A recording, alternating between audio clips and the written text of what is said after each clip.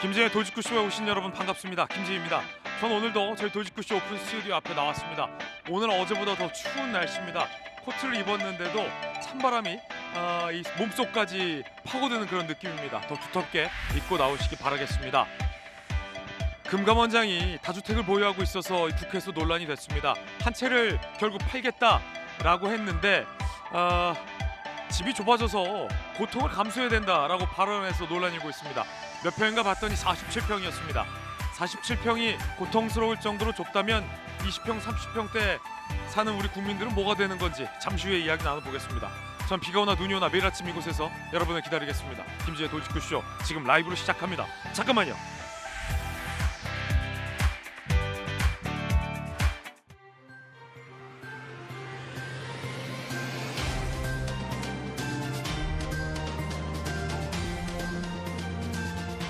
신문 읽어준 남자입니다. 다주택자인 금감원장이 결국 여론의 비난에 몰려서 한 채를 팔기로 했습니다. 저희 채널A가 취재해보니 시세보다 2억 비싸게 올려놔서 그 또한도 논란이 일고 있습니다. 팔기 싫은 거 아니냐라는 논란입니다. 그 가운데 한 채를 파는 가운데 집이 좁아져서 고통을 감수하겠다라는 취재 발언에서 논란이 또 일고 있습니다. 몇 평이길래 고통스러울 정도의 좁음일까요? 알고 봤더니 47평이었습니다. 오늘 신문 브리핑 4가지 키워드 준비되어 있습니다. 함께 보시죠. 첫 번째 키워드부터 보시죠. 의지. 서울신문이 오늘 일면에 썼습니다. 어떤 의지일까요? 함께 보시죠. 김정은 만나러 북한 갈 수 있다. 트럼프 대통령이 대북 제재 완화까지 시사를 한 겁니다. 자, 똑딱똑딱. 이제 트럼프 대통령 곧 방한하는데 김정은은 아직 응답이 없습니다. 김정은의 최측근 외무상 최선희는 러시아로 보낸 상황. 과연 김정은이 나올까요? 이어서 다음 키워드입니다. 두 번째 키워드 함께 보시죠. 두 번째 키워드는 무브. 한국일보가 오늘 3면에 썼습니다. 5,000피도 뚫을까? 자본시장 정책 일관성에 달렸다. 코스피가 4,000시장을 뚫었습니다. 머니 무브 정책, 거기에 전 세계적인 우리나라의 반도체 호황 등이 겹쳐서 폭발적으로 상승을 했습니다. 이어서 다음 키워드입니다. 세 번째 키워드는 불금. 조선일보 신명기사입니다. 에이펙의 불금 헬로윈까지 경찰은 이번 주가 두렵다. 인파 관리, 경호 전쟁, 비상 걸렸습니다. 에이펙 헬로윈에 대비하는 이 경찰과 지자체들의 촘촘한 대응이 필요해 보입니다. 이어서 다음 키워드입니다. 네 번째 키워드는 밀매. 동아일보 12면입니다. 캄보디아 중국계 병원 5천만 원의 신장 이식, 장기 밀매가 성행하고 있다는 충격적인 보도도 나오고 있습니다. 일반 환자는 안 받는 수상한 병원들이 중국계 병원들이 캄보디아에 많다는 겁니다. 알고 봤더니 장기 밀매였습니다. 지금까지 신문 읽어주는 남자였습니다.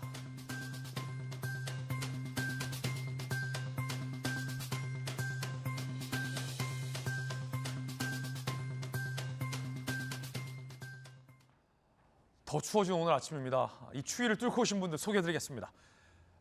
에이스 검사 출신의 김광선 변호사님, 그리고 장관을 역임하신 김유정 의원님 나오셨습니다. 반갑습니다. 돌직구의 안방마님, 김유정 의원님. 이름이 비슷하네요, 두 분. 김희정 의원님, 김유정 의원님. 네. 그리고 법률위 부위원장을 맡고 있는 조기현 변호사님 나오셨습니다. 어서 오세요. 네, 반갑습니다. 저희들이 준비한 오늘의 핵심 뉴스부터 공개하겠습니다. 강남의 부동산 2채, 서울의 상가 2채, 총 4채를 보유하고 있는 대통령과 가까운 금감원장, 국회에서 질타를 받았죠. 송구하다라고 말을 했습니다. 그러면서 한 채를 정리하겠다라고 해서 파는 줄 알았는데 알고 봤더니 자녀에게 물려주겠다라고 해서 논란을 일으킨 바 있죠. 결국 뭐 우격다짐으로 한 채 팔겠다라고 얘기했는데 집이 좁아져서 고통스럽답니다. 주제 만나보시죠. 얼마나 좁아져서 고통스러울까요? 47평이었습니다.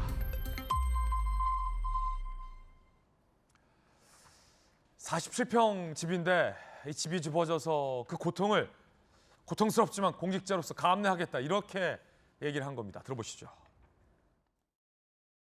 따님에게 정리하겠다고 말씀하셨죠, 그죠? 정리세 계산해 보니까 정리세가 얼마인 줄 아세요? 5억 3,350만 원이더라고. 네. 서울 소재 비강남 지역의 아파트 가격 육박한데 따님이 정리세를 낼 겁니까? 아니면 또 한 번 아파트 찬스를 사용해서 대신해 줄 겁니까? 제가 중요하다고 말씀은 안 드렸고요.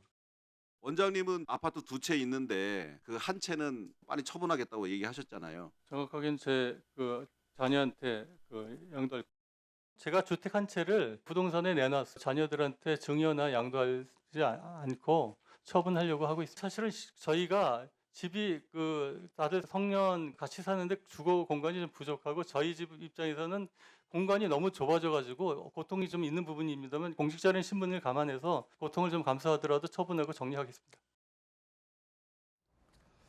집이 좁아져서 고통스러운 부분이 있지만 공직자로서 그 고통을 감내하겠다라고 얘기를 했습니다. 그래서 많은 언론이 몇 평인지 살펴봤는데 47평 아파트인 걸로 드러났습니다. 둘 다 47평이었다는 거죠. 분명히 자녀에게 양도하겠다라고 밝혀놓고서 조금 전 들으셨듯이 양도하겠다고 말한 적 없다고 합니다. 분명히 봤는데요. 공간이 좁아져서 고통이 있지만 공직자 신분을 감안해 감수하고 처분하겠다. 얼마나 좁길래 고통스러울까 봤더니 47평형 아파트 두 채를 보유하고 있었습니다. 한 대 팔아도 47평 아파트는 한 채 남는 겁니다. 글쎄요. 어떻게 봐야 될지 모르겠습니다. 김희정 장관님, 47평이 우리 금감원장에게는 정말 고통스러울 만큼 좁은 평수일 수 있는데 객관적인 수치를 보면 굉장히 넓은 대형 평수잖아요. 방도 여러 개고 많은 국민들은 20평, 30평 아파트에 살고 계신데 얼마나 이 고통스럽길래 그걸 감수하기까지 하면서 집을 이렇게 팔아주시는 거냐라는 논란이에요. 어떻게 보세요? 아니, 자기가 공직자니까 고통을 감수하겠다라고 얘기를 했습니다. 그 공직 연봉만 2억 3천 넘는 자리입니다. 그러니까 얘기를 들어보면 굉장히 막 연봉도 작고 한직에서 자기가 공직에 봉직하는 듯한 그런 얘기를 했는데요. 저렇게 높은 연봉 받으면서 그리고 47평형이면은 굉장히 넓은 아파트입니다. 굉장히 넓죠. 예, 더군다나 오히려 갓난아기 키우는 집들은 장난감도 있고 막 짐도 많고 그런데 성인 자녀기 때문에 집에 머무르는 시간도 많지 않거든요. 식구가 대가족입니까? 우리 아니죠. 금감원장이? 그냥 자녀 2명 있다는 거 아닙니까? 4명이에요? 그런 걸로 지금 알려져 있습니다. 그런데 저걸 좁다고 얘기하고 고통스럽다고 얘기를 하니까 굉장히 단 한 가지 면에서도 국민 눈높이랑 맞는 게 없습니다. 네, 왜냐하면 식구수는 좀 더 취재를 해봐야 될 것 같아요. 네, 정확하게 취재를 하겠습니다. 그런데 보세요. 고통스럽다. 47평형에 사는 거 고통스럽다.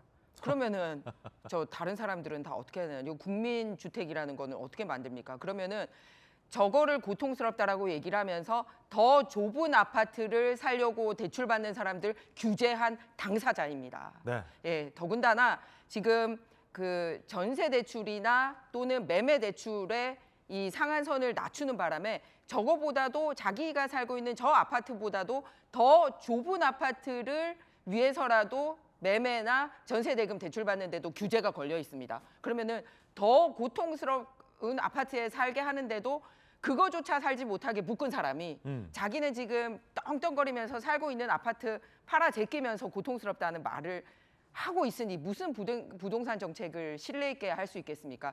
더군다나 이 부동산 차익 가지고 이 돈 버는 사람 없어야 되겠다라고 말한 정부에서 아파트 내놓으면서 전주 대비 4억 원 오른 돈으로 내놓았습니다. 처음에는 그건 또 잠시 후에 또 한번 짚어볼게요. 네, 그러니까 데이터를 저런 식으로 보면서. 돈 장사는 돈 장사대로 네네. 하고 있고 나무 묶는 그러면서 국회에 나와서는 크게 두 가지 거짓말을 하고 있습니다. 하나는 뭐냐면 나 양도한다고 한 적 없었다. 처음부터 처분한다라고 얘기했다. 이런 식으로 하는데 국회 속기록이랑 그다음에 국회 방송에 나온 장면을 보면 명확하게 얼마 전에 본인이 양도하겠다고 했던 말 나옵니다. 네. 그러면 두 번째 거짓말은 뭐 때문에 그러냐?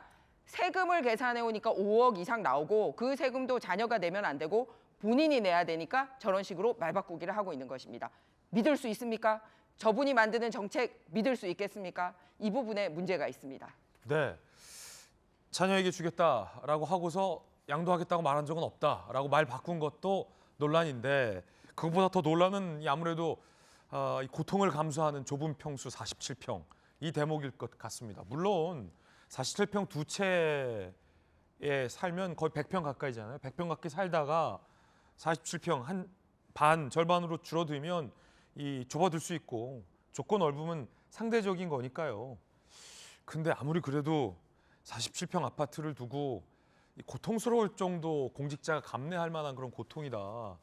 그러면 20평, 30평 대출 받아서 집 사려고 모았던 국민들 못 사시는 분들 이번에 많은데 국민들 고통은 그러면 누가 알아주나라는 생각도 좀 들고 있고요. 김희정 의원님 어떻게 보십니까? 그러니까 같은 아파트 단지에 아파트 두 채가 있다는 거죠. 네, 거기에 그럼 이찬진 금감원장 설명대로라면 지금 두 채의 자녀들 따로 살고 이쪽이 부부가 살고 그렇게 살았던 모양이죠. 그런 것 같죠? 내용상 그렇게 추정이 됩니다. 명확한 거는 지금 나와 있지 않은데 본인의 말 속에 지금 설명 속에 그렇게 따로 살고 있는 걸로 추정이 되고 하나 정리하려니까 살고 있는 자녀들이 우리 집에 와서 같이 살아야 하니 이제 공간이 줄어들어서 고통스럽지만 감내할 거다. 공직자니까 지금 이렇게 설명이 되는 것 같아요. 그러니까요. 고통. 그래서 부동산 정책이 어렵다는 거는 다 알고 계실 거라고 생각해요. 그리고 대책이 뭐 그렇게 하늘에서 뚝 떨어지는 그런 신박한 소위 그런 대책이 막 하루아침에 나올 수도 없는 굉장히 중요하고 지난한 이슈라는 것은 모두가 아는 문제라고 생각합니다. 그런데 이제 이런 민감한 시기에 저는 이제 중요한 건 공직자들의 태도의 문제라고 생각해요. 태도의 문제다. 네, 그러니까 지금 이 발언은 본인은 속으로 그렇게 느낄지언정 지금 국감장에서 답변하는 자리에서 고통스럽다라고 얘기하는 것, 공직자로서 감내하겠다고 얘기하는 것은 정서적으로 국민과 전혀 공감이 되지가 않는 답변이에요. 그래서 저는 그 정책에 대한 문제보다는 지금 공직자들의 어떤 말과 태도 이런 것들이 더 국민들을 마음을 상하게 하고 상대적으로 박탈감, 배신감 이런 걸 느끼게 하고 있는 것 같아서 저 답변이 정말 안타깝습니다. 그래서 정서적 공감 능력이 심각하게 결여된 답변이 아닌가 그런 점에서 좀 많이 안타깝네요. 정서적 공감이 결여된 발언이다. 김정 의원님의 도직구였습니다. 고통, 그러자 47평이 글쎄요, 뭐 주관적일 수 있지만 거듭 말씀드립니다. 금감원장에게는 굉장히 고통스러운 좁은 공간일 수 있습니다. 상대적이니까요. 그런데 객관적인 지표라는 게 있지 않습니까? 국민주택의 뭐 평수랄지 이런 걸 감안해 보면 굉장히 넓은 대형 평수인 것만은 객관적인 사실, 이 팩트입니다. 그러자 지금 시장에선 김관삼 변호사님 47평이 고통스러울 리는 없고 저거 안 팔면 가격 더 오를 텐데 수십억 아파트 강남에 그 억지로 팔아야 되는 게 고통스러운 거 아니냐. 그래서 그 아까운 그 고통을 감내하는 거 아니냐라는 비판, 강한 비판도 나오고 있거든요. 어떻게 보세요? 뭐가 고통스럽다는 걸까요? 그게 더 고통스러울 수 있죠. 자녀와 같이 살으면 고통이 아니고 약간 불편할 수 있죠. 불편할 수 있죠. 왜냐하면 떨어져 살다가 갑자기 합치면 불편할 수는 있어요. 그건 고통이 아니라 불편합니다. 그렇죠. 그런데 이제 그런 얘기를 사실은 금융수장이 하면 안 되는 거고, 더군다나 부동산 정책이라는 것은 이제 국민의 눈높이가 제일 중요한 거 아닙니까? 국민의 실생활이 어떻고 국민의 어떤 부동산과 관련된 주거 환경이 어떻고 네네. 그걸 알아야지 부동산 정책 할 거 아니에요. 근데 저분은 전혀 지금 일반적인 국민이 느끼는 부동산에 대한 체감 지수 이런 걸 못 느끼고 있는 거예요. 예를 들어서요. 재벌이 한 뭐 150평, 200평짜리 펜트하우스 살았어요. 네. 그러다가 70평짜리 아파트 이사 가면 얼마나 불편하겠습니까? 좁고. 네? 너무 좁고 답답하고 그러면 사실은 그 재벌은 부동산 정책을 하면 안 되죠. 네. 왜냐하면 국민들은 적어도 70평 이상을 살아야지 편안할 거라고 생각할 거 아닙니까? 네. 그러면 저분이 생각하는 47평이 국민 평수일 수가 있어요. 국민 평수나. 그걸 문제가 되고, 근데 이전에도 문재인 정부 때도 마찬가지인데 꼭 다주택자들이 집을 판다고 내놨다고 얘기를 하는데 네. 집이 40억이에요. 근데 42억이 내놔요. 누가 사겠어요? 42억이 내놨는데 집값이 막 올라. 그러면 다시 44억, 45억으로 또 올려요. 그런 식이면 집이 팔리지 않죠. 그래서 아니 왜 집을 처분한다고 처분하지 않았냐 이렇게 물어보면 아니 팔려고 되는데 팔리지를 않는다. 팔렸다 어쩔 수 없었다.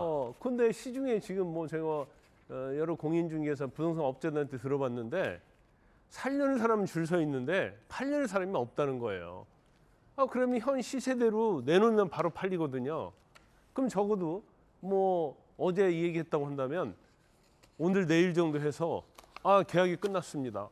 팔는 의도가 있으면 한 5천만 원 금매라고 해서 몇천 내리면 금방 팔리는 거거든요.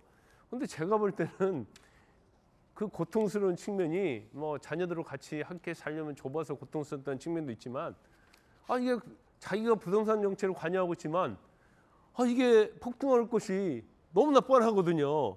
그럼 앉아서 손해를 보는 거예요. 제가 40억짜리 갖고 있으면 뭐 올말 내년 초 되면 한 50억 될 텐데 10억을 갖다 완전히 내가 금감원장 취임했다는 이유로 저게 날아간다는 생각하면 얼마나 고통스럽겠습니까? 그 고통이다. 그렇죠. 그러려고 하면 문재인 정부 때도 그랬잖아요. 그때 민정수석이 네. 너 집을 지킬래? 민정수석 던질래? 하니까 민정수석 던졌잖아요. 민정수석을 던졌어요? 그럼 민정수석 던졌죠. 그래서 아마 그런 상황이 현 정부에서 올 가능성이 상당히 많다 이렇게 봅니다. 김광선 변호사님의 의견, 개인적인 견해 전해드리고 있습니다.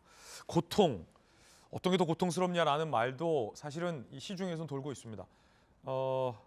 국민들은 다 인생의 계획이라는 게 있지 않습니까, 조기현 변호사님. 그래서 내가 이곳에 집을 갖고 있고 이곳에 쭉 살았지만 여러 사정 때문에 뭐 회사나 학업이나 아니면 이 사실 친정엄마들이나 이 친할머니들은 딸이나 아들 손주 봐주느라 다양한 이유로 다른 곳에서 새 살고 있는 분들도 있는데 그분들이 급한 사정이 생겨서 이 집을 팔아야 되는데 지금 현 정부의 정책으로 전세를 끼고 있는 상태에선 집을 팔 수 없게 막혀놔서 고통스러운 국민들도 많거든요.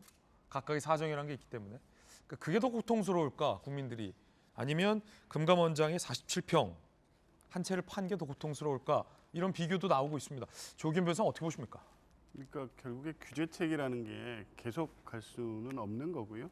공급 대책하고 맞물리면서 시장이 어느 정도 안정화되면 적정한 조정이 있겠죠. 그러니까 지금 무슨 거주 이전의 자유를 제한할 정도의 그런 뭐 규제냐 그 정도는 아니라고 보고요. 이게 매매가 쉽지 않은 상황인 거는 분명하지만 그게 가격 조정이 이루어지면 어느 시점에서는 또 그런 시장 상황도 개선될 거로 보이고 또 15억 이하 주택에서는 LTV라든가 총액 대출 한도를 이번에 뭐 손대지는 않았기 때문에요. 실제 중저가 주택에서의 이동은 크게 어려움은 없을 수도 있습니다. 물론 이제 대출 규제의 총액 때문에 10억 이상 15억 주택은 쉽지는 않겠지만 이제 그런 것 역시도 정부가 기대하고 있는 이 정책의 효과는 가격이 안정화되는 거겠죠. 이제 그 결과를 통해서 해소될 수 있는 문제라고 보고 어쨌든 이번 정책의 핵심은 10억 이상의 고가 주택 그리고 한강 벨트를 중심으로 서울 지역 아파트 상승을 주도했던 지역에 대한 어떤 규제 아니겠습니까? 네네. 그걸 이 상승이 서울 전역 또 이 경기도 일원으로 확대되는 것을 일단 막아 놓은 거고 공급 대책이 만들어지면 이제 지금 우려가 실제 시장에서 나타나는 거는 그렇게 크진 않을 것이다. 그리고 일단 첫 주에는 막차 매매로 인해서 호가가 계속 상승하고 매물이 거둬들여지고 이게 아마 이찬진 이 금감원장의 아파트 한 채도 아마 그런 부분 때문에 지금 금액이 막 올라가고 있을 거예요. 올라가죠. 네, 뭐 그렇긴 하지만 어쨌든 이 둘째 주 들어서면서 안정화되지 않습니까? 일단은 1차적 정책 효과가 발생하는 겁니다. 고통스럽다는 발언에 우리 조 변호사님은 공감하십니까? 그거는 적절한 표현 아니죠. 적절한 표현 아니다. 예, 공감하기는 어렵죠. 그러니까 뭐 어떤 취지로 한지는 알겠습니까? 내가 한 45평짜리 2개는 살아야 되는 사람인데 그런 생각에서 하신 얘기는 아니겠죠. 왜냐하면 두 채 아파트를 아까 뭐 왔다 갔다 하며 쓴 게 아니라 하나는 이 뭐 짐 보관 오랫동안 20-30년을 유지해 오면서 그렇게 쓰고 있었기 때문에 거기에 보관하는 뭐 마주보는 아파트여서 사실상 한 공간으로 쓰고 있었으니까 그걸 다 합쳐버리면 47평이 넓은데 그 뭐 한 채 더 갖고 있어서 그냥 여유 있게 쓰는 이런 문제가 아니라 실질적 부담이 있다 이런 정도의 설명이었는데 그게 이제 고통으로 표현되면 지금 당장 이제 국민들의 반감을 낳을 수밖에 없는 현재 상황인 거죠. 아마 그런 부분까지 네. 충분히 고려하지 못한 표현인 거는 분명해 보입니다. 그렇군요. 자, 논란은 또 하나의 한 가지가 더 있습니다. 팔겠다, 좁아지는 고통, 공직자로서 감수하겠다라고까지 말하며 야당에선 생색내는 거냐 이런 비판도 하고 있던데 팔겠다라고 했는데 정작 저희 채널A가 이찬진 금감원장이 내놓은 매물로 추정되는 매물을 분석해 봤는데요.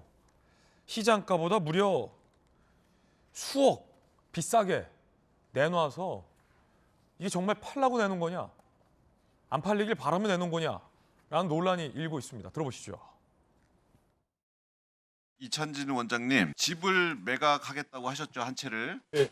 얼마에 내놓은지는 알고 계세요? 내용은 저기 오늘 들었습니다. 원장님 소유의 아파트가 네. 22억의 매물로 나왔어요. 한 달 전 그 아파트 실거래 가격이 얼마인지 아세요? 한 달 전? 아마 18억대 중반 18억 정도 될 원입니다. 겁니다. 18억 원이에요. 한 달 만에 지금 4억이 올랐다고 보는 거예요. 처음에 내놓으실 때 20억에 내놓으셨죠? 그거는 저기 중개인이 올린 겁니다. 앞으로 안 팔리게 하려고 비싸게 내놔가 누가 안 사게 그렇게 하려고 했는 한 줄 알았는데 부동산에 확인해 봤더니 실거래가가 그 정도 된다. 한 달 만에 4억, 일주일 만에 2억이 오르는 것이 이게 정상적이냐? 11호 대책 완전히 이거 11호 대책은 실패한 정책이에요.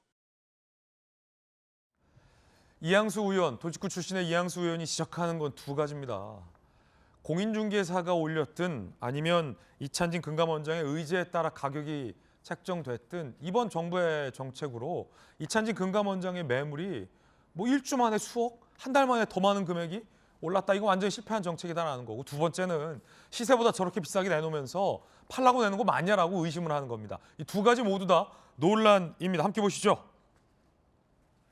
이찬진 금감원장이 보유한 것으로 추정되는 매물 저희 채널A가 취재를 해봤는데 같은 동, 같은 층 매물 등기부 등본상 일치해요. 호가 20억에 내놨다가 2억을 올려서 22억.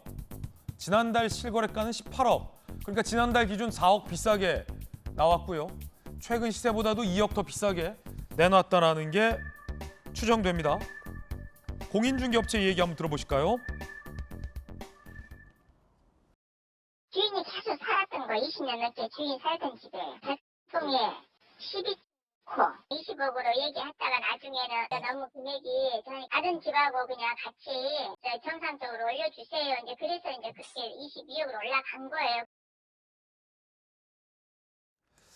실거래가보다 지금 2억 비싸게 내놨습니다. 공인중개사의 이야기는 계속 오르는 분위기니까 그런 흐름에 맞춰서 올려주세요라고 집주인이 얘기했다는 겁니다.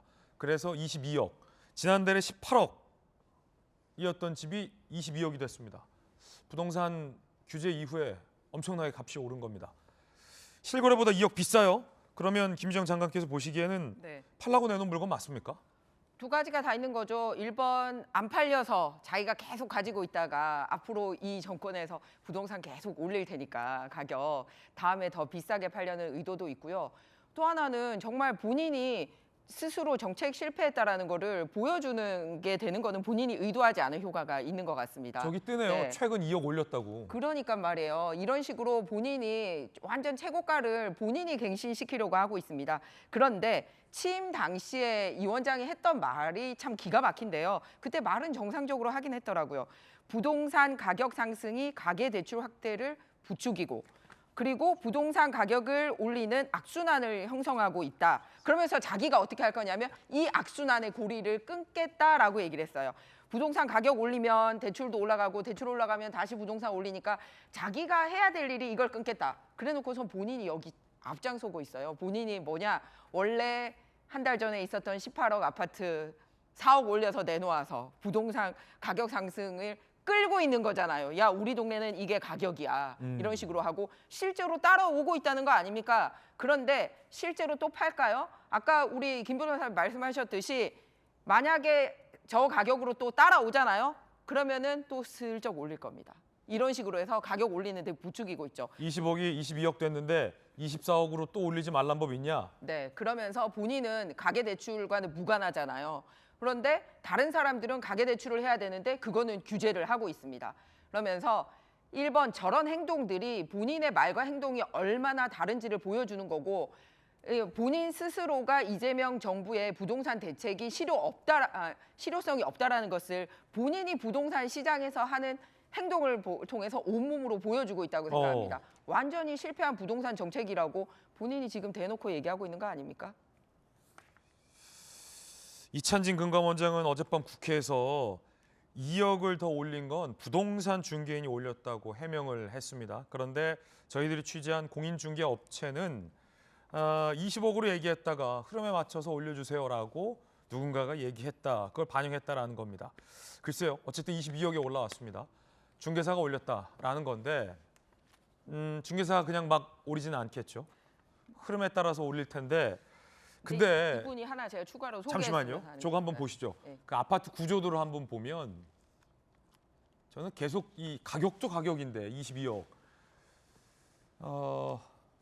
김유정 장관님, 네. 이 아파트 구조도를 보면 이게 넓긴 넓네요. 보세요, 한번 침실이 4개, 거기에 이제 발코니가 이걸 몇 베이라고 하죠? 이걸 4베이라고 하나요? 2베이라고 하나요? 앞뒤에 4베이? 김만삼 변호사님? 아마 그럴 거예요. 그러니까 발코니가 지금 2개, 3개가 돼 있어서 저걸 만약에 확장을 했는지 안 했는지는 잘 모르겠는데 확장을 하게 되면 확장 안 한 47평에서 확장하면 이게 거의 50평대 실평수가 나오는 면적이거든요. 구도도 판상형으로 굉장히 지금 잘 빠졌습니다. 거실에 욕실이 있고 안방에도 이제 욕실이 딸려 있고 지금 보니까 붙박이장도 지금 들어가 있고요. 수납 공간도 굉장히 많군요. 주방도 이제 기역자 형태로 꺾여 있고 주방 공간, 거실 공간과 분리되어 있고 상당히 지금 넓은 평수에 이른바 평형도 잘 빠졌습니다. 이 매물은. 자, 장관님 뭐라고요? 일단 지금 현재는 자녀 2명이 같이 있는 걸로 나와 있습니다. 그런데 저기 뭐 부부하고 자녀 2명 충분히 살 수 있는 공간인 것 같고요. 앞서 말씀드렸듯이 굉장히 연봉도 높은 직업입니다. 속으로 자기가 마음이 쓰릴지 어떨지는 뭐 개인 기준이니까 뭐 그렇다 칩시다. 그런데 그거를 정말 조금이라도 국민들에게 잘못된 정책에 대한 미안함이 있으면 나 47평에 이제 살게 돼가지고요. 가족들 다 같이 살게 돼서 굉장히 고통스럽습니다. 말하는 것 자체가 공직자로서의 자격 상실입니다. 그런데 두 번째는 진짜 팔 의도가 있는지 아니면 진짜 호가를 갱신하려고 하는지 저런 식으로 한 달 만에 4억 올리는 장난질을 치면서 다른 사람들 대출을 묻고 있잖아요. 근데 돈에 굉장히 민감한 사람이라는 게 과거 행적에서도 드러나고 있습니다. 뭐냐면 본인이 과거 변호사 시절에 굉장히 공익 관련된 활동을 많이 한 것처럼 그렇게 소개를 했었어요. 그런데 400억 성공 보수만 네. 400억 받아서 챙기면서 성공 보수 받지 않고 공익을 한 게 아니라 공익이라고 내세우지만 성공 보수 400억대 가져가서 웬만한 대기업의 그 성공 보수보다도 더 많이 가져가는 저런 이해관계에 굉장히 밝은 분입니다. 그러면서 국민들 앞에 나와서 대출 규제하고 다른 사람들은 사지 못하게 묶어주면서 나는 47평형에 사면서 고통스럽다라고 말할 수 있는 저 뻔뻔함이 국민들에게 이 가을 겨울을 더 춥게 만들고 있습니다. 그래서 부동산 정책은 정말 신뢰할 수 있는 사람이 맡아도 부동산 정책의 안정성을 가지고 오기 네. 힘든데 저런 분들이 앞장서면은 앞으로는 보나마나 실패할 거다. 그렇기 때문에 전면적으로 이 부동산 정책을 해야 될 사람들에 대한 재점검이 필요할 것 같습니다. 그냥 아파트 한 채 판다라고 해결될 수 있는 부분은 네. 아닌 것 같습니다. 야당의 어떤 비판의 지점을 김희정 의원님이 어떤 개인적인 견해와 덧붙여서 소개를 해주셨습니다. 물론 금감원장은 국회에서 그 부분은 가격 부분은 공인중개사가 올린 부분이다. 그리고 명확히 공직자로서 집을 처분할 의도로 내놨다라는 부분을 반론으로 명확히 했다라는 부분도 계속 소개를 해드리겠습니다. 자, 김유정 의원님, 이 뭐 본인 의지는 아니라고는 했지만 가격이 너무 많이 올랐네요. 한 달 만에 4억이 올랐다라는 건데 어떻게 보십니까? 지금 실거래보다도 2억 높다. 워낙 좋은 집이라 잘 팔릴까요? 이거 궁금한데. 저는 한 2가지 생각해 볼 점이 있는 것 같아요. 국감장에서 금감원장이 답변을 하는데 최소한의 정무적 고려도 없이 또 이 답변이 미칠 파장에 대해서 조금 신중한 생각 없이 저렇게 답변했다는 것은 조금 문제가 있다고 보고요. 네네. 두 번째는 지난번에 이상경 국토부 차관이 이분 유튜브 사과하고 사퇴했을 때 그때도 부인 핑계를 댔었거든요. 네. 부인이 실거주 하려고 갭투기 했다는 취지로 그렇게 얘기를 해서 사실 더 비판을 받았잖아요. 그런데 이번에는 공인중개인 핑계 대면 안 되죠. 중개인이 집주인이 아니잖아요. 그러면 이제 이를테면 이런 건 있어요. 그 아파트 단지 내에서 뭐 이 정도 가격은 책정이 돼야 된다라고 주민들이 대체로 그런 그 여론이 형성되는 경우는 있더라고요. 그래서 그 전체적인 게 뭐 한 22억 정도 선에서 내놔야지 더 싸게 내놓거나 이러면 안 된다라는 뭐 부녀회의 또 입장도 있고 이렇더라고요. 부녀의 입장 있죠. 항상. 이를테면 항상 이제 그렇지만 금강 원장이 계속해서 입장을 냈을 때 뭐라고 입장을 냈냐면 빨리 처분하겠다 이렇게 얘기를 했거든요. 그렇다면 중개인 핑계 대면서 올리면 안 되죠. 급매물로라도 내놓고 빨리 이 부분을 정리하는 게 정권의 부담이 덜 되는 거 아니겠어요? 진짜 빨리 팔고 싶으면 금매로 내놓으면 된다. 그렇죠. 그런데 중개인의 입장이 중개인이 올린 거다. 이렇게 하면 핑계처럼 느껴진단 말이에요. 사실이 그렇다 하더라도. 그런데 또 입장이 좀 다른 것처럼 느껴지기도 하고요. 그래서 저는 정권의 고위공직자로서 항상 이 정권에 내가 하는 답변, 또 행동, 태도 이런 것들이 어떤 파장과 영향을 미칠 것인가에 대해서 항상 좀 마음에 염두에 두고 답변을 했으면 좋겠어요. 그 점에 있어서 이런 답변은 상당히 국민 마음에 상처 주는 답변이죠. 예, 그런가 하면 부동이 여러 군데로 번지는 모양새입니다. 이한주 민주연구원장이 돌연 그 자리에서 사의를 표명했습니다. 정치권에서는 부동산 문제 때문에 사의를 표명한 거 아니냐라는 추측도 나옵니다. 이재명 대통령과 매우 가까운 인사인 이한주 민주연구원장이 내년 4월까지 임기를 한참 앞두고 돌연 사의를 표명했습니다. 이유는 당에서 해야 할 일은 마쳤기 때문이라고 밝혔고 민주당에서는 개인적인 계획 때문이라고 밝혔습니다. 자, 그런데 야당에서 이런 얘기 나옵니다. 소용돌이 치는 부동산 회오리에 말려들까 조마조마했던 것은 아닙니까? 이한주 민주연구원장 2003년 청담동 삼익 아파트 35평을 매입했습니다. 물론 거주한 적 없습니다. 이한주는 어린이날 초등학생, 중학생이었던 두 아들에게 부동산을 선물했던 적도 있습니다. 아빠 잘 만난 탓에 누군가는 어린이날 선물로도 받는 부동산, 우리 국민은, 서민은 진정 꿈조차 꾸면 안 되겠습니까? 나는 부동산 재벌이지만 서민은 비싼 월세 살아라. 이런 민주당식 내로남불 위선에 국민이 분노하는 것입니다. 야당이 말하고 있는 이 대목 어떤 걸까요? 아들에게 부동산을 물려줬다? 어린이날 선물? 뭐 이런 얘기를 나왔는데요. 함께 보시죠. 사의를 표명한 이한주 민주연구원장이 2005년 어린이날 당시 중학생과 초등학교 장남 차남에게 영등포구 노후 상가를 매입해서 증여를 했다라는 겁니다. 자, 부의 대물림. 저나 가족들 보유 부동산 전체를 투기와 부의 대물림으로 이해하는 건 동의 어렵다. 증여하면서 고의적으로 증여세를 탈루한 사실이 없다. 라고 얘기를 했습니다. 물려준 상가는 같은 해에 재개발 구역으로 포함이 돼서 부의 대물림이라는 지적이 나왔는데요. 자, 김관삼 변호사님, 이한주 연구원장은 반박하고 있습니다. 근데 사실은 부의 대물림이라는 게 증여세 탈루랑은 관련이 없죠. 아니 근데 왜 사퇴를 했을까요? 제가 볼 때는 아마 저게 사퇴 안 하면 그로 인한 어떤 후폭풍이 굉장히 크다고 생각했을 거예요. 그래서 지금 제가 언론 보도 보니까 이분이 아주 부동산에 대해서는 굉장히 전문가시더라고요. 그래서 아파트도 사고 팔고를 한두 번 한 게 아니에요.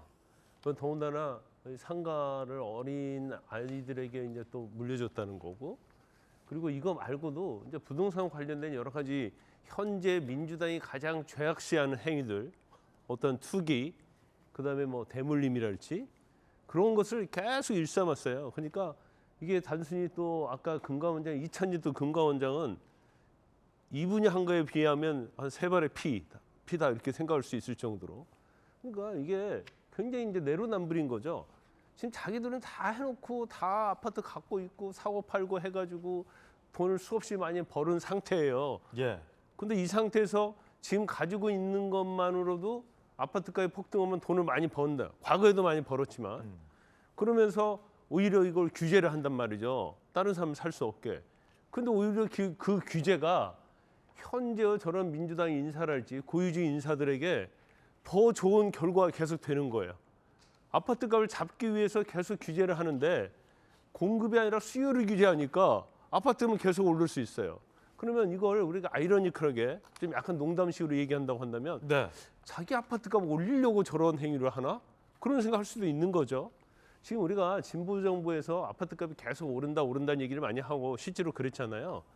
근데 그 이유가 이제 여러 가지 있지만 이제 분석까지는 뭐 안 하겠습니다만은 제일 중요한 것은 이제 민주당이랄지 진보 정부가 재개발 재건축으로 인해서 어떤 부를 쌓는 걸 상당히 죄악시하는 경향이 있습니다. 그러다 보니까 박원순 형태도 재개발 재건축을 막았어요. 그러면서 계속적으로 재개발 재건축을 하는 것 자체가 마치 투기이고 뭔가 부를 축적하는 수단으로 봤기 때문에 이걸 막으니까 공급이 안 되는 거예요. 이번도 마찬가지죠. 다 대출 규제 다 막아버리니까 재개발 재건축이 활성화 안 돼요. 근데 말은 뭐라고 하죠? 항상 재건축 재개발을 신속하게 할 수 있도록 규제를 철폐하겠다. 이현주 민주위원장 같은 경우는 반론이 내가 증여세를 탈루한 사실은 없다. 그래서 부의 대물림은 아니다라고 반박하는데 이 대목은 어떻게 보세요? 우리가 증여세를 탈루했다고 얘기하는 건 아니잖아요. 이현주에게 당신은 탈세범이다 그런 얘기를 하는 게 아니잖아요. 네. 뭔가 국민에 맞지 않는 그러한 행동을 하고는 민주당 민주연구원장이면 굉장히 민주당 내에서도 뭐 핵심적인 위치 아닙니까? 그런데 당신 왜 증여세 탈루했어? 우리가 그걸 비판하는 게 아니고 아마 그것도 제가 볼 때는 뭐 조사를 해봐야 돼요. 일부라도 탈루했는지 안 했는지. 그걸 말하는 게 아니고 저렇게 상가 자녀들한테 증여해가지고 부대물림하고 아파트 사고 팔았다 하면서 투기를 해놓고 왜 그걸 다른 사람 못하게 하고 죄악시하냐 이거예요. 그게 원래는 정상적인 걸 수 있는데 자기들은 정상적인 거고 다른 사람이 하면 그건 안 되는 거고 그런 내로남불을 지적하는 겁니다. 네. 이현주 민주연구원장은 이 대통령의 경제 멘토로 불렸던 인물인데요. 조규 변호사님, 부동산 책사 국토부 차관도 그만두고 경제 멘토 민주연구원장도 그만두고 책사 멘토 다 그만두면 그래도 뭐 다른 분들 많이 계시겠죠, 전문가들? 그러면 네. 뭐 대통령 주변에 뭐 그럴 수 있는 분들이 많고 이한주 그 민주연구원장 같은 경우에는 이미 국정기획위원장으로서 이 정권의 국정운영 기조를 다 설계했고 또 민주연구원장으로서 이재명 대표 때 임명이 돼서 지금까지 온 거잖아요. 지금 당에서의 역할은 끝났다 이 판단이 있는 것이고 또 정청래 대표 체제가 들어섰고 뭐 그 시점에서 그냥 개인적 판단이 아닌가 싶습니다. 뭐 부동산 문제 뭐 이미 다 알려져 있는 얘기고 그 민주연구원장 자리에 있다고 욕을 더 먹고 안 먹고 그 차이가 있겠습니까? 뭐 그 문제는 뭐 그 김미수 최고위원이 이 논쟁에 또 끌어들여서 끌고 가려는 것으로 보이는데 한 가지 꼭 짚고 싶은 건 어쨌든 지금 집권하고 있는 게 민주당 정부이기 때문에 예. 정책에 대해 비판할 수 있습니다. 근데 11호 대책 딱 2주 지났고요. 첫 주에 막차 매매 때문에 호가 올라가고 상승 급상승 기조였는데 둘째 주부터 꺾였습니다. 이제 정책 효과가 나오고 있다니까요. 제발 실패하라고 좀 그런 방식으로 비판 안 하셨으면 좋겠고 그리고 첫 6.27 대책 나온 게 6월 3일 날 집권하고 정부 인수조차 제대로 안 된 시점에 어쩔 수 없이 내놓은 겁니다. 급상승하고 있었죠. 그 직전까지 6월 2일까지 국민의힘 정부 아니었습니까? 그리고 국민의힘은 다주택자, 강남 3구 주택 보유자가 가장 많습니다. 그런데 3년 동안 뭐 하셨냐면 LTV 규제 하나, 실거주 요건 하나, 부동산 경기 부양책 썼잖아요. 집값 떨어지고 무슨 건축 경기 활성화가 안 되기 때문에 경제 전반에 미치는 효과 뭐 그런 부분 고려도 있지만 집값에 가장 민감하시잖아요. 그리고 서울 집값 많이 올라서 제일 좋고 20억 이상 고가 주택 집값이 계속 올라가야 좋으신 분들이잖아요. 그런 분들이 규제 완화책 써서 집값 상승에 탄력을 하는 정책을 6월 2일까지 써놓고 그래서 급상승하는 집값을 잡기 위해서 6.27 대책부터 지금 한 4달여 진행이 돼 왔고 이번에 이제 규제책을 통해서 효과가 발생하기 시작했다고 봅니다. 그런데 그거 흔들어서 집값 계속 상승하고 그 이익 가져가겠다고 이렇게 해석하는 건 문제가 없을까요? 그러면 본인들은 규제책 안 쓰니까 뭐 다주택 3채, 4채 고가 아파트 갖고 있어도 되고 강남 3구에 서너 채씩 해서 20억, 40억, 50억, 60억 올라가도 우리는 규제책 안 쓰는 정부고 그 주장 안 하는 정치이니까 그 혜택 다 누려도 되고 민주당은 안 돼. 이런 논리잖아요. 근데 그 집값 상승은 한 정부에서 정책 실패로 끝난 게 아니라 전 정부의 규제 완화 정책 그리고 국제금리 이런 게 연결이 되면서 시장 상황이 반영이 되는 거지 민주당만 들어서면 뭐 잘못해서 무조건 집값 올라가는 게 아니란 말입니다. 이제 그런 부분에서 생각하면 도덕적 잣대나 윤리적 기준은 똑같이 적용하라고 말씀드리고 싶어요. 그러면 다주택자 이한주 원장, 뭐 지금 이찬진 금감원장에 대해서 비판할 거면 우리는 규제책 안 쓰고 우리는 집값 올린 만큼 다 받았어도 우리는 되는 사람들이야. 이런 논리로 비판하는 것은 뭐 저는 그건 절대 동의하기 어렵습니다. 네. 이재명 대통령 팬카페도 폭발하고 있다. 반응이 어떤 내용일까요? 이재명 대통령 팬카페, 민주당이 재개발 재건축 막는 이유, 재개발 대상 지역 주민은 민주당 지지 강세, 재개발 후 고급 아파트 들어서면 보수 지지로 바뀌어 낙후 지역을 최대한 주는 게 이득이다. 이런 얘기가 대통령 팬카페에 올라왔다고요?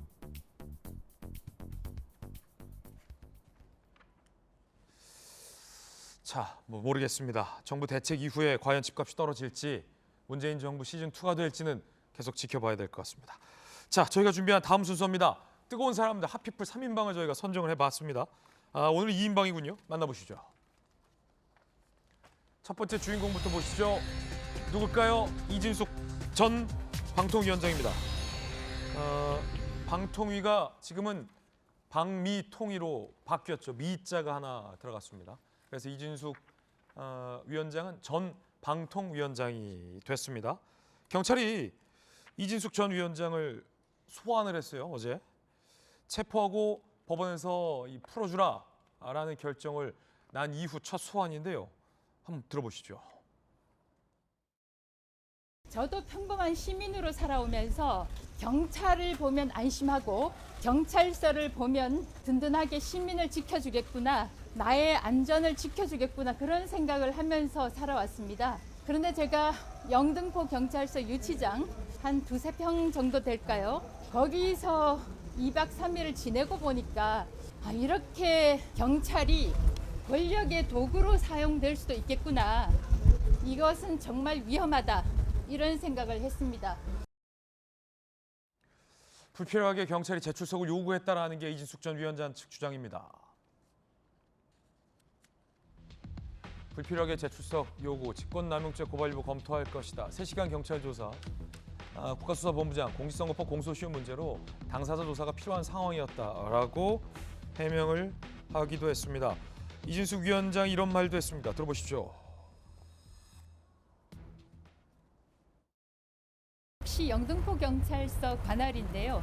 최민희 의원, 제가 모욕죄로 고소한 게 있거든요. 최민희 위원장 같은 경우는 저에 대해서 뇌 구조가 이상하다, 양자역학을 너무 열심히 공부하셔서 그런지 모르겠지만 제가 모욕죄로 고소를 했는데, 취재하시는 분들 최민희 위원장 여기 영등포 경찰서에서 조사받은 거 있는지 한번 확인해 보세요.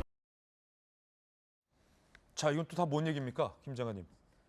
일단 이진숙 전 방통위원장 같은 경우는 지금 이 조사를 받는 게 대부분 어떤 유튜브에 나와서 말을 하거나 페이스북에 쓴 글 때문에 하고 있습니다. 그렇기 때문에 다른 증거가 나오거나 증인이 있거나 한 게 아닌데도 지속적으로 1일 만에 탄핵시키고 장관급 그만둔 지 그 다음 날에 바로 수갑 채워서 구속하고, 그런데 법원에서 이거 잘못됐다고 얘기했는데도 채 한 달이 지나기도 전에 지금 다시 경찰에 불러서 조사를 하고 끊임없이 괴롭히고 있습니다. 그런데 이진숙 위원장이 바로 직격탄을 날립니다. 자기를 이렇게 괴롭히는 중심에 섰던 사람이 바로 국회 방통위원장입니다. 바로 최민희. 그런데 지금 국민들이 보시기에 저렇게 경찰 수사를 받고 조사를 받아야 되는 사람이 이진숙 전 위원장으로 보이십니까? 아니면은 양자역학을 온 국민들에게 공부하게 만든 바로 최민희입니까? 뇌 구조가 이상하다라고 얘기를 하면서 이진숙 위원장이 이제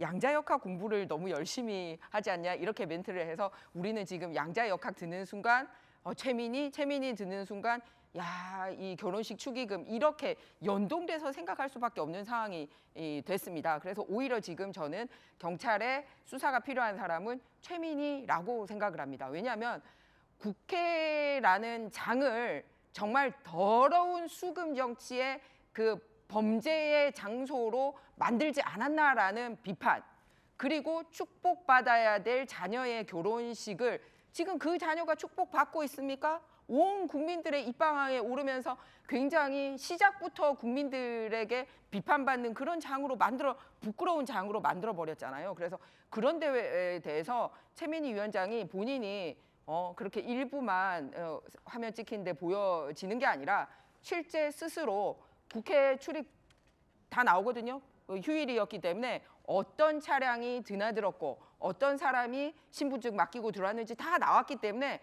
최민희 위원장이 스스로 밝히는 거 하고 국회에서 맘만 먹으면 다 다녀간 사람 누군지 알아낼 수 있습니다. 정말 그렇게 떳떳하다면, 그리고 이진숙 위원장에 대해서 최민희가 그렇게 국회에서 뭐 내구조 이상하다는 식으로 모멸감 주는데 자신이 있으시다면 본인이 이 받아 챙긴 축의금 수금 내역 밝히시고 다 100% 반환하시길 바랍니다. 그리고 방통위원장 자리에서 내려놓으시고, 그리고 우리 국회가 할 일은 뭔 줄 아세요? 이렇게 국회의 권위를 떨어뜨리고 믿음을 떨어뜨린 최민희, 빨리 국회윤리위원회에 회부해야 될 일입니다. 그게 양자역학 공부보다도 훨씬 더 중요한 일인 것 같습니다. 네, 이 공식 직책이 있기 때문에 직책은 좀 붙여서 말씀해 주시기 부탁드립니다. 뭐 여러 말씀 주셨습니다. 이 이진숙 전 위원장 경찰 소환과 관련된 문제와 또 최민희 위원장에 대한 의견도 주셨는데 김유정 의원님 어떻게 보십니까? 이준숙 전 위원장 얘기가 왜 갑자기 최민희 위원장 얘기로 가는지는 잘 모르겠습니다만, 이준숙 전 위원장이 재수사, 그러니까 불필요하게 재출석을 요구했다, 경찰이 이렇게 얘기를 하고 있는데, 수사가 필요한지 안 한지는 경찰이 판단할 문제라고 생각합니다. 본인은 혐의가 있기 때문에 출석을 요구받은 것이고요.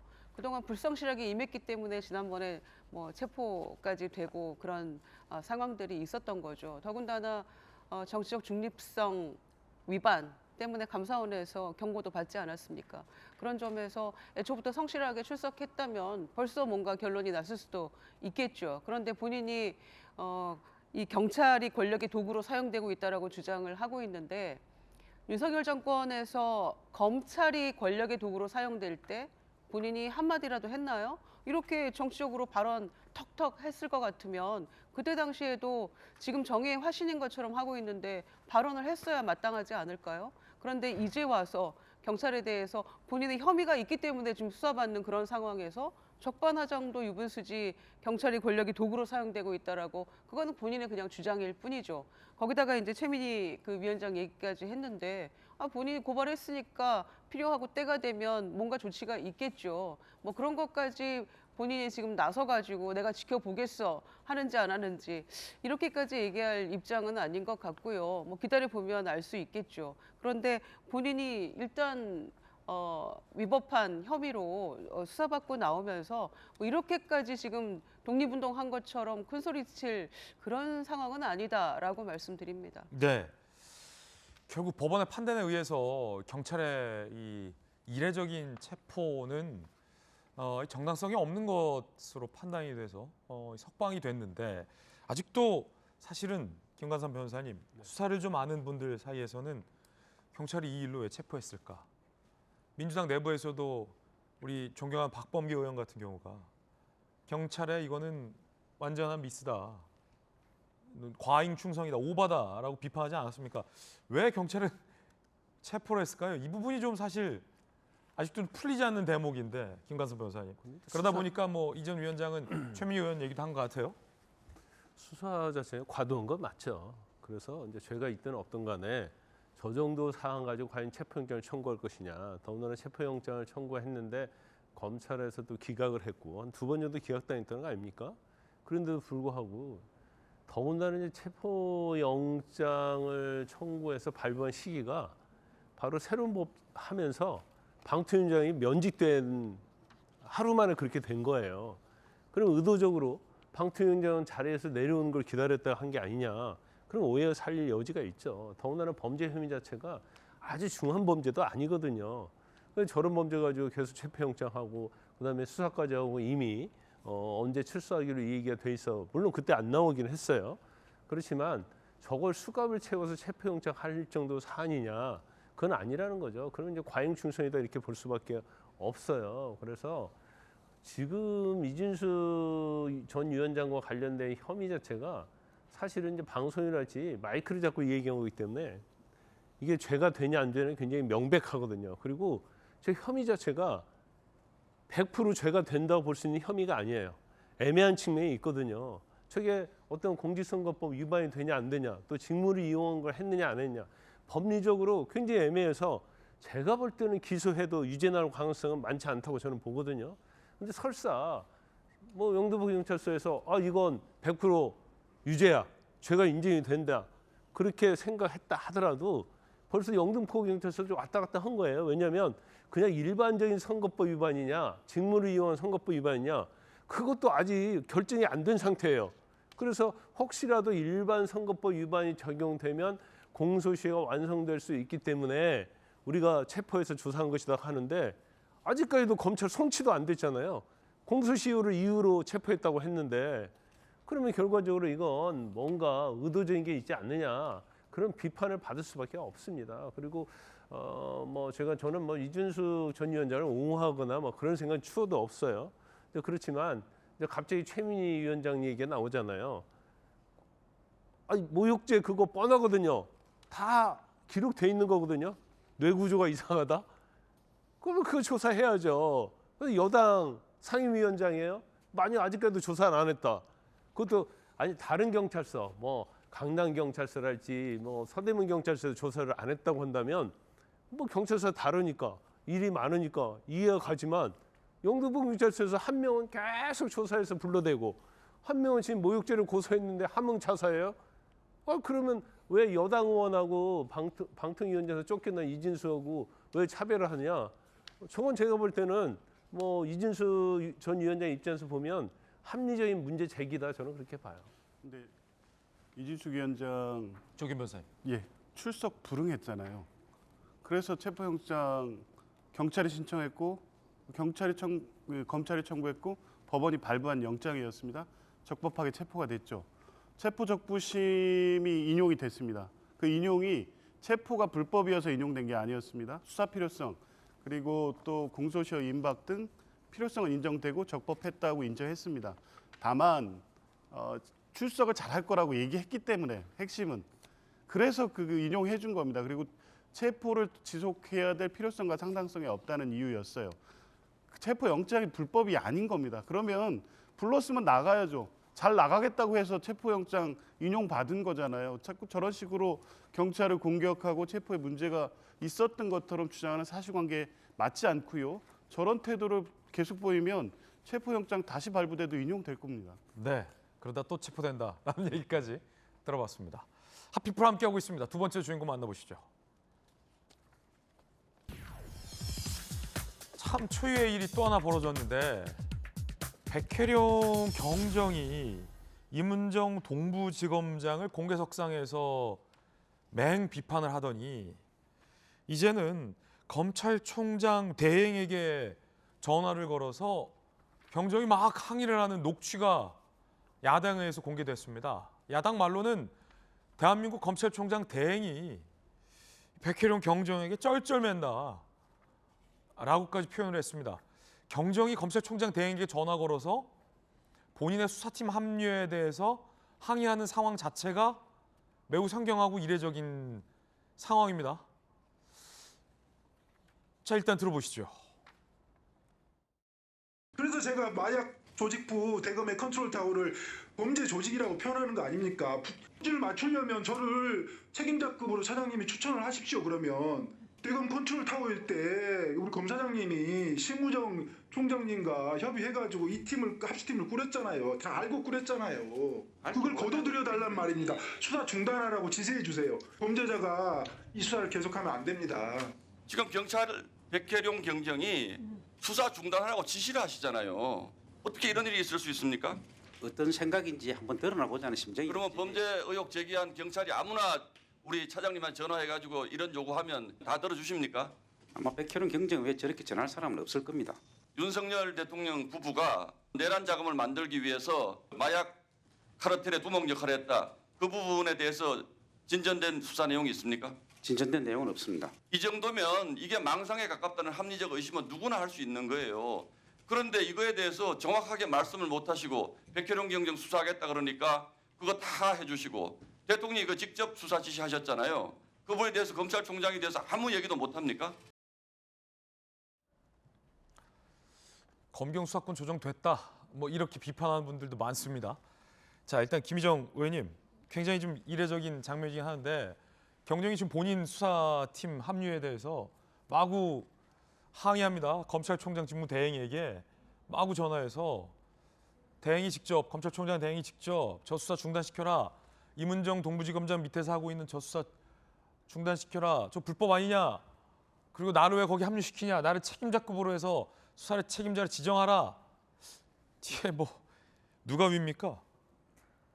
좀 전에 말씀하셨듯이 검경 수사권 조정 완전히 됐네요. 이제부터는 검찰이 경찰이 지시를 받습니까? 경찰의 지시를 받습니다. 그것도 경정급이 연락을 해서 검찰 수장에게 이렇게 수사 지휘를 할 경지에 이르렀다고 보면 됩니다. 근데 참 검찰총장 직무대행이 신동욱 의원 지적대로 한마디 항변도 못하네요. 그래서 유튜브 제목 자체가 쩔쩔매는 노만석이라는 이름으로 유튜브에 올라와 있었던 겁니다. 아, 이미 올라와 있었어요? 네, 그거를 이제 우리 국정감사장을 통해서 공개를 하게 된 것입니다. 뭐냐면은 해당 영상을 백경정 본인이 자랑 삼아서 올렸었던 겁니다. 그래요? 나 이런 사람이야라고. 그러니까 뭐 다른 데서 불법 녹취오거나 그런 게 아니라 백경정이 다른 유튜브에 올려둔 거를 우리 신동욱 의원이 국정감사장에서 국민들과 공유를 하게 된 겁니다. 노만석 총장은 사람이 좋은 겁니까? 뭡니까? 그러니까 사실 백경정 한 명에게 쩔쩔매는 건지 그 뒤에 있는 이제 대통령실을 겁낸 건지 그거죠. 왜냐하면은 이 전화 통화가 성사된 것도 보면 검찰총장이 뭐 기자들이고 뭐고 간에 알려진 전화번호도 잘 안 받을 뿐더러 저런 이 누군지 모르는 전화는 잘 안 받습니다. 그런데 전화를 받았을 뿐만 아니라 제목 그대로 쩔쩔매는 노만석 검찰총장 대행이지 않습니까? 그건 뭐냐 하면은 아마 지금 나오고 있는 여러 가지 언론에서의 해설을 보면 전화가 올 것을 미리 이제 소위 힘 있는 곳에서 통보를 받았을 것이다. 그리고 저 전화를 거는 사람이 상당히 대통령실로부터 힘을 얻고 있는 사람이라는 것을 언지를 받았기 때문에 저렇게 쩔쩔매는 게 백경정에게만 쩔쩔매는 게 아니라 저 뒤에 있는 대통령실의 그 힘에 쩔쩔매는 걸로 보여지고 있습니다. 그런데 사실 개인 대 개인으로 보면 아니 전화 통화야 불만을 내고 그렇게 할 수 있죠. 하지만 사정기관의 핵심이라는 거는 이 위계 질서입니다. 왜냐하면 위계 질서가 사람과 사람 간의 위계 질서를 하는 게 아니라 수사상에서의 그 원활한 수사를 위해서 여기까지 수사 1단계 오고 2단계 오고 3단계 오고 결론적으로 수사를 원활하게 해서 그 결과를 도출하기 위해서 이 위계 질서라는 게 존재를 하고 있는데 그거를 깡그리 무시하고 있지 않습니까? 그래서 결국은 손해는 또 누가 본다? 저런 식으로 행정력 낭비하고 있으면 손해는 엄한 국민들이 보고 있는 거죠. 김관섭 변호사 검찰에 계셨으니까 참 황당한 장면이라 표현을 안 할 수가 없는 게 본인 인사 관련된 항의잖아요. 노만석 검찰총장 대행 뭐 많은 걸 기대하지 않습니다만 뭐 이렇게 쩔쩔맵니까? 대통령 지시로 합수단 꾸린 거잖아요. 대통령 지시로 꾸린 합수단에 대해서 일개 경정이 범죄자느니 뭐냐느니 하면서 총장 대행에게 왜 그 중단 안 하냐고 항의하는 거잖아요. 뭐가 무서워요? 검찰도 없어지는 바람에.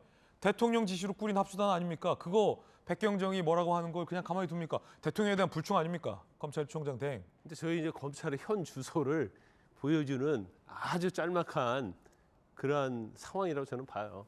일단 노만석 직무대행하고 백혜령 경정하고는 차이가 있죠. 백혜령 경정뒤에는 대통령이 계시고 노만석 직무대행 뒤에는 사람이 없어요. 곧 없어질 직위거든요. 이제 본인은 그냥 어떻게 보면 모르겠어요. 이제 뭐 정권의 줄을 타고 또 다른 직으로 갈지 모르겠지만 그런데 저건 제가 볼 때는 자업자득 이렇게 봐요. 노만석 직무대행이 뭐라고 했죠? 검찰청 폐지에 대해서 어떻게 생각하니까 검찰의 자업자득이다 이렇게 했어요. 검찰의 현재 어떤 직무대행을 총장 직무대행을 한 사람이 검찰청 폐지에 적극 찬성을 하는 겁니다. 그러면 없어질 검찰이잖아요. 지금 직무대행 자체가 의미가 없는 거예요. 그러니까 백경정도 우습게 보는 거죠. 아예 어차피 너희들 없어질 건데 뭐 총장이 뭐하고 뭐해. 아주 우습게 보는 거예요. 거기에 대해 전화 받고 쩔쩔매는 검찰총장 직무대행이 저런 호를 하고 있는 거예요. 그러니까 저것도 보면 검찰 폐지에 대해서 그건 검찰이 잘못했고 자업자득이다 했는데 저런 수모를 당하는 것도 자업자득이죠.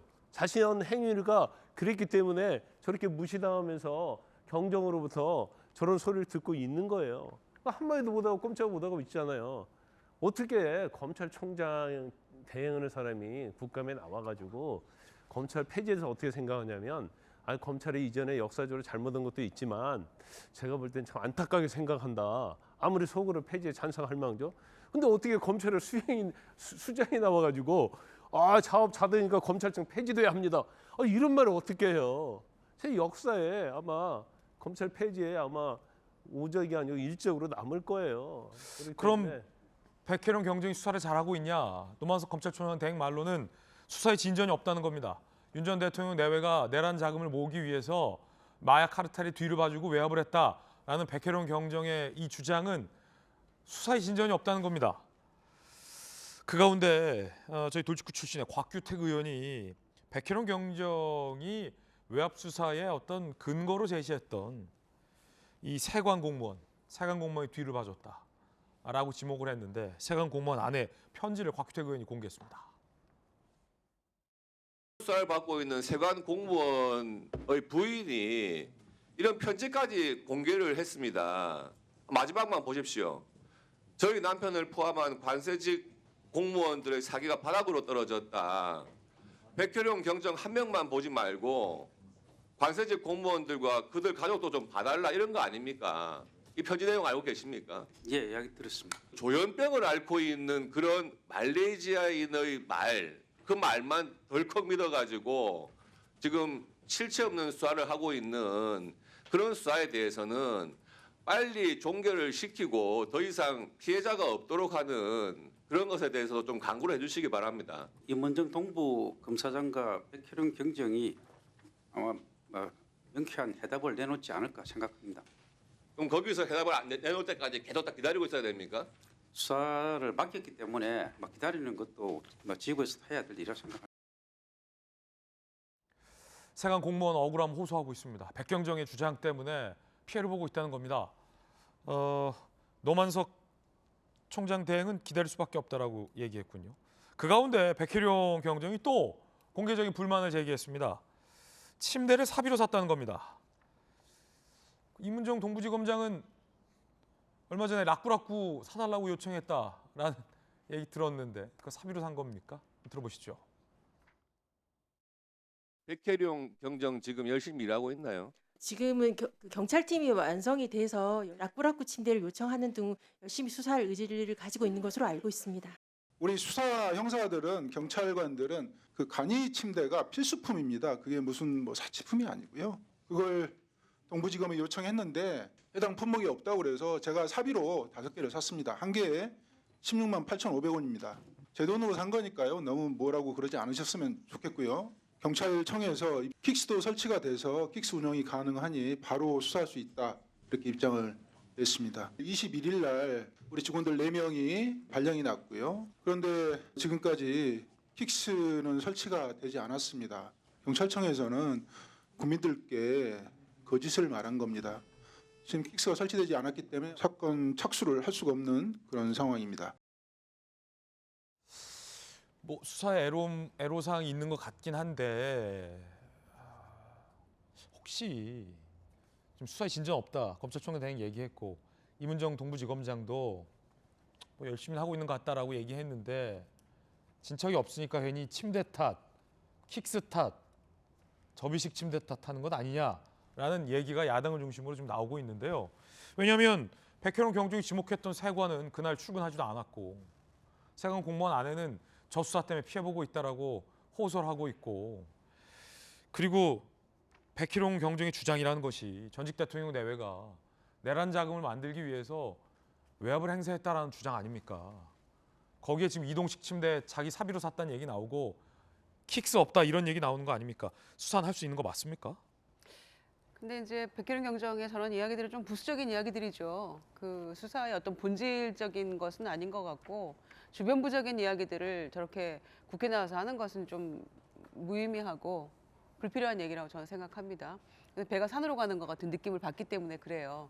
그런데 이 조직적인 마약 사건 상당히 큰 사건인데 어떤 의미에서는 그 최혜병 특검의 박정훈 대령하고 상당히 비교가 되고 좀 비슷한 패턴으로 간 것은 있습니다. 초기에는 이 마약범들 잡아서 뭐 어디는 30kg, 어디는 뭐 74kg 이러는데 하여튼 어마어마한 양의 어떤 필로폰을 압수를 했고 잡았잖아요. 그리고 5명이 다 지금 이제 구속 상태 아닙니까? 그래서 윤희근 경찰청장이 처음에 굉장히 칭찬을 했어요. 잘했다. 칭찬한 것도 똑같아요. 최혜병 사건에서. 처음에 잘했다라고 국방장관이 다 얘기한 거 아닙니까?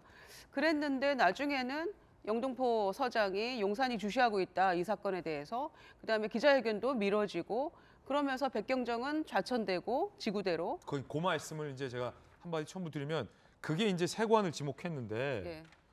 지목한 세관 공무원이 출근하지도 않은 것으로 드러나지 않았습니까 지금? 그러니까요. 그러니까 기자회견을 만료한 걸 갖고 지금 외압이라고 백경정은 주장하고 있는 건데 외압이라는 증거나 수사에 대한 진전이 이문정 동부지검장이 꾸린 합수단에서 지금 없지 않습니까? 이 수사 제대로 갈 수 있는 거 맞습니까? 그러니까 그래서 그 영등포 서장은 용산으로 들어가요. 대통령실로.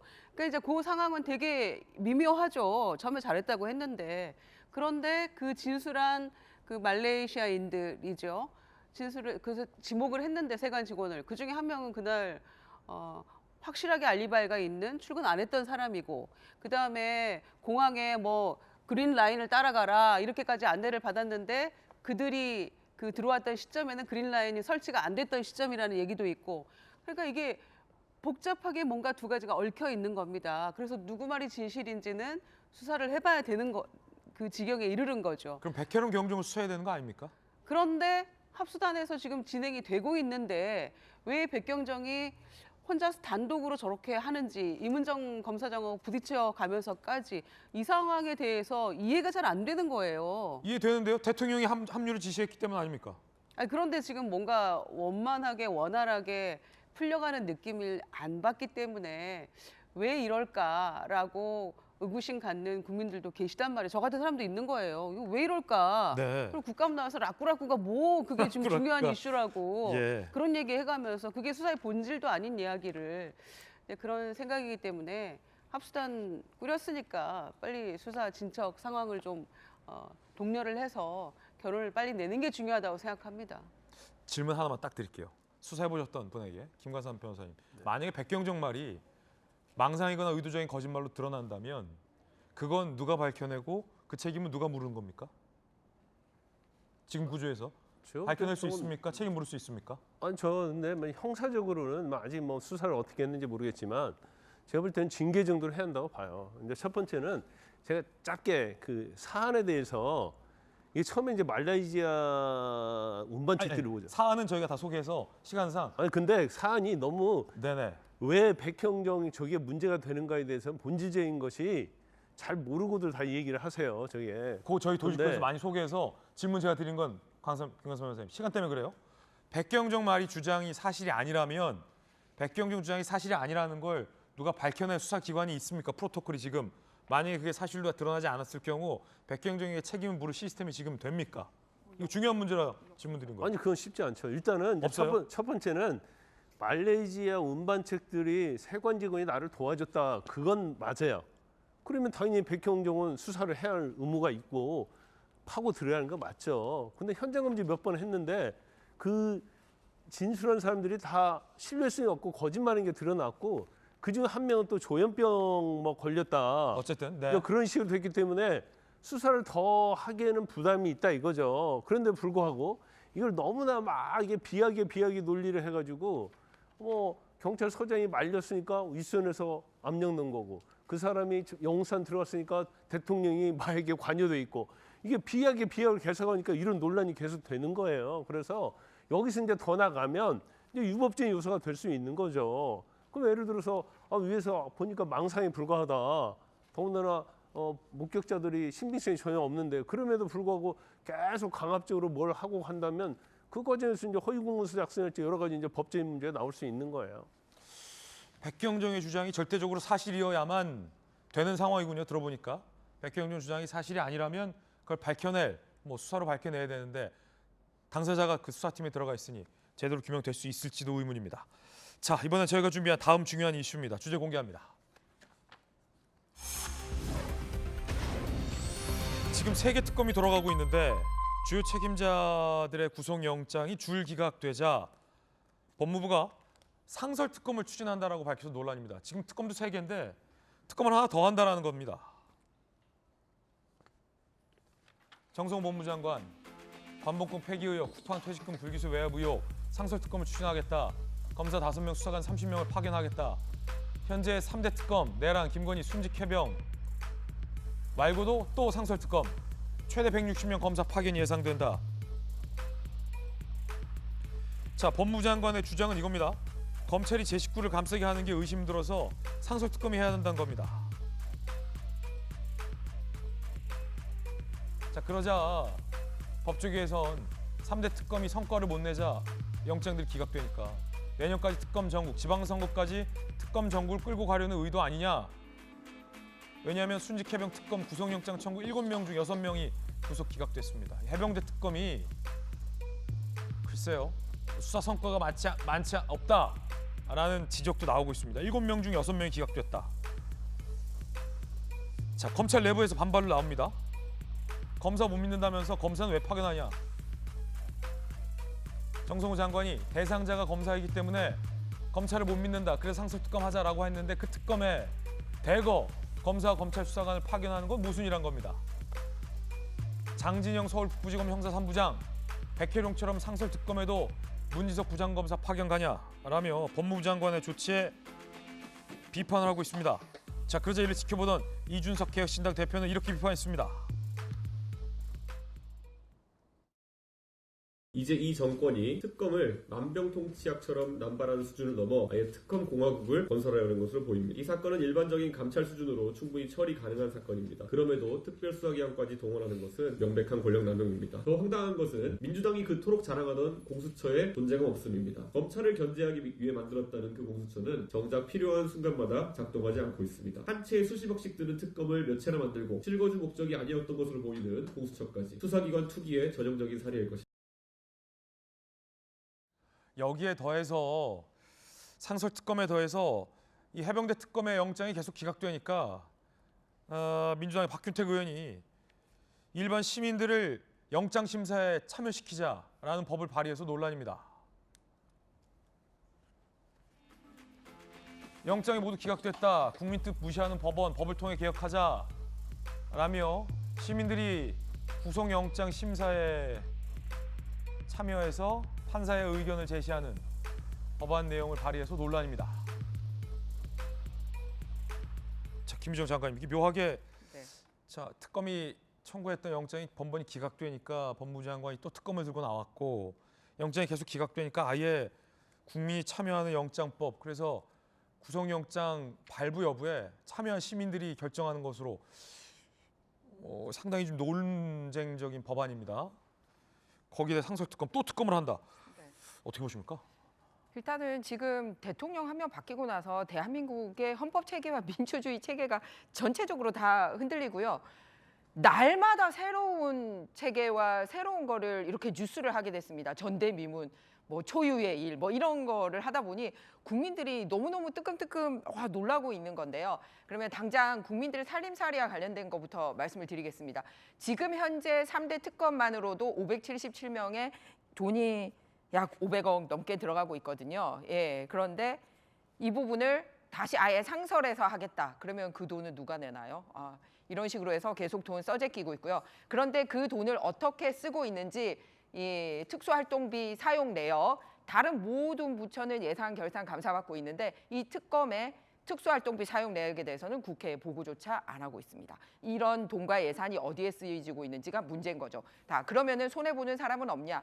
마약이라든지, 그리고 우리가 이렇게 해외에 나가서 사람 죽어나가는 일이라든지, 그리고 보이스피싱 같은 일 당하는데 다 다른 수사가 다 멈춰서 이런 미제 수사가 엄청나게 늘고 있습니다. 그래서 역대 최강으로 늘고 있다는 말씀을 드립니다. 그다음에 본인들이 하고 있는 올해 미제 사건이 저렇게 급증하고 있어요. 저기에는 진짜 해외에 나가서 안타깝게 죽은 사람, 지금도 아직 신변 확보가 안 되고 있는 사람, 그다음에 날마다 지금도 일어나고 있는 보이스피싱, 그다음에 마약 사건 이런 거 다 포함입니다. 그래서 그럼에도 불구하고 여기에는 돈이나 사람 아끼고 있으면서 이렇게 현재 3대 특검에도 말씀드렸듯이 과거에 최순실 특검의 5배 해당되는 사람과 이렇게 가 있습니다. 그런데 실적 안 나오고 있잖아요.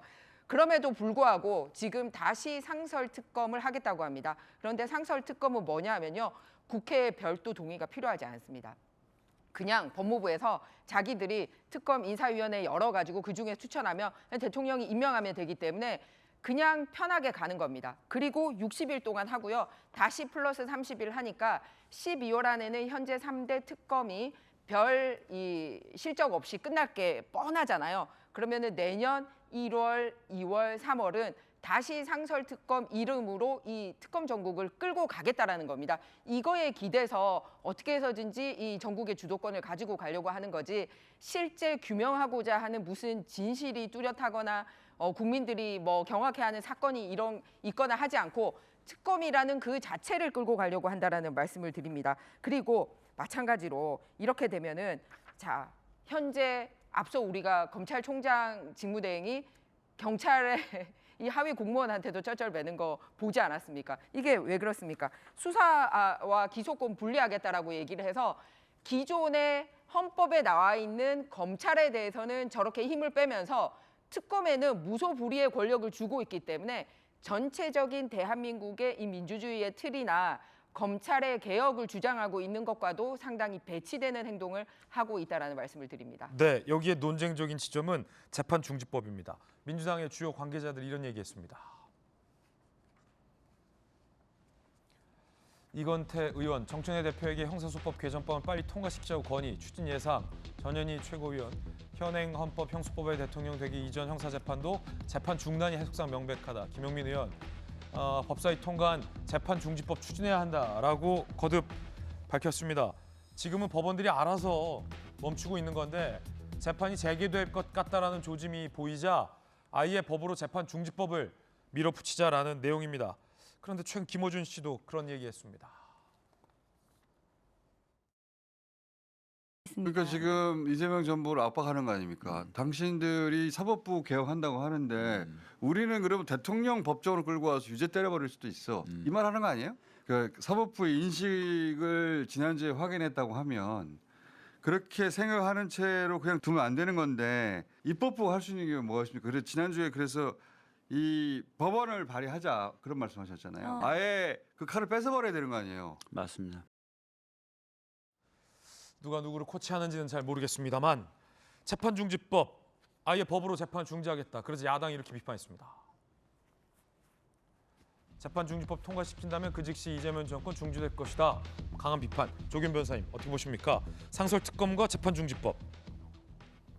일단 상설 특검은요. 그 정성호 법무장관 얘기처럼 검찰 내부의 문제고 지금 국감장에서 확인된 바와 같이 검찰 스스로 그 문제를 해결할 수가 없습니다. 공정하게 처리됐다고 누가 믿겠습니까?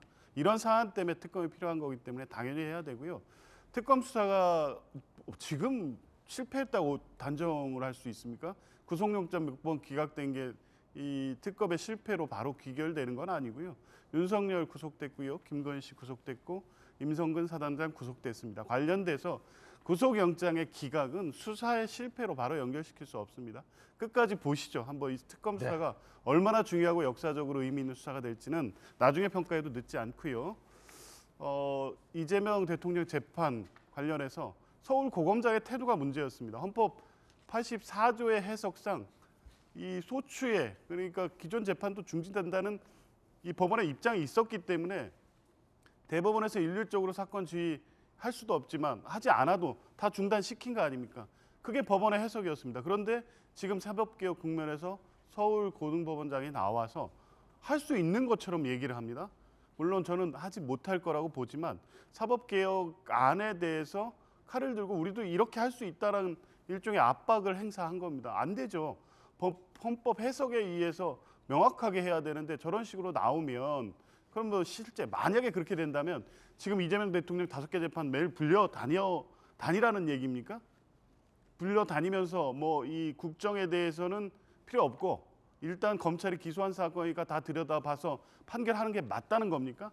저는 서울고등법원장 본인도 그렇게 생각하지 않을 겁니다. 그리고 대부분의 판사들 역시 이 헌법 84조의 해석상 재판의 중지는 당연한 거라고 생각할 겁니다. 그런데도 불구하고 지금 민주당이 추진하는 사법개혁안에 불만이 있기 때문에 그 카드 우리 쓸 수 있다는 걸 지금 보여주는 식으로 지금 정치를 하고 있는 거 아니겠습니까? 그러면 그 부분에 대해서 할 수 있는 건 입법으로 헌법 84조의 취지를 명확히 하는 것밖에 없지 않느냐 이런 겁니다. 거기 김원준 씨하고 관련 없습니다. 민주당이 이미 추진해 오고 있었던 거고요. 그 부분에 대해서 박주민 의원이 설명을 하고 있는 내용이고 법원의 입장이 저렇게 불확실하고 모호하게 그게 가능한 것처럼 얘기를 한다면 입법을 통해서 헌법 84조를 구체할 필요와 뭐 그럴 수밖에 없는 상황이 되는 겁니다.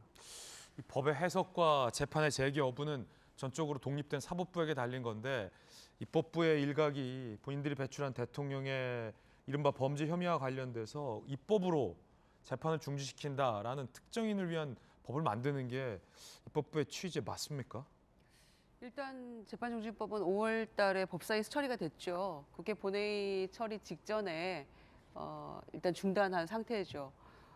일단 법원에서 전부 다 재판이 중지된 상태이고 그리고 대통령도 이건 조금 무리하지 말아라 뭐 이런 취지의 또 그 의중이 있었고 그래서 지금 중단된 상황인데 지금 사법부의 태도가 본인들이 뭔가 그 사법 불신받는 것은 사법부 독립이라는 이름으로 변명을 하고 있고 또 계속해서 말을 바꾸고 있고 이런 법원 행정처의 모습이나 그러니까 이런 상황들을 예전에 사법부가 이랬었나라는 의심이 들 만큼 의아한 정도로 말 바꾸기와 불신을 초래하는 그런 일들을 계속해서 해왔거든요. 이제 그런 점에서 이 고등법원장의 답변이나 이런 것들이 지금 사법 개혁에 대한 반기를 드는 모습인가라고 당에서 해석을 하고 있는 것 같은데요. 뭐 일단 한두 의원들이 이런 얘기를 하고 있습니다만은 당 차원 이미 이제 5월달에 한번 이렇게 중단이 되고 이 법에 대해서 논의가 좀 중간 단계에서 매듭이 지어진 바가 있기 때문에 이 논의가 계속 이어갈지 이런 건 사법부의 태도에도 좀 달려 있는 것 같고요. 당론으로 이게 이어질지는 아직은 미지수입니다.